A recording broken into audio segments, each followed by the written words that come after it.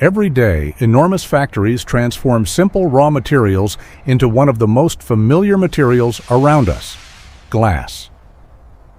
The process begins with a carefully measured mixture of silica sand, soda ash, limestone, and other ingredients. These ingredients are precisely measured and mixed to create the batch that will eventually become molten glass. The mixture is then fed continuously into one of the hottest machines in the entire factory, the glass melting furnace.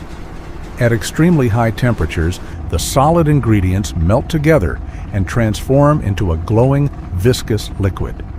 The molten glass must then be refined, removing unwanted bubbles and ensuring a consistent composition.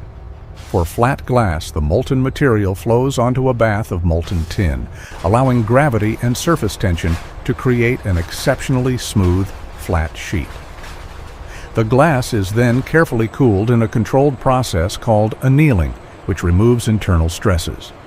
Once cooled, automated cutting machines divide the continuous glass sheet into precisely measured panels. Before leaving the factory, every sheet can be inspected for scratches, bubbles, cracks, and other imperfections. After passing inspection, the finished glass is carefully stored and prepared for transportation.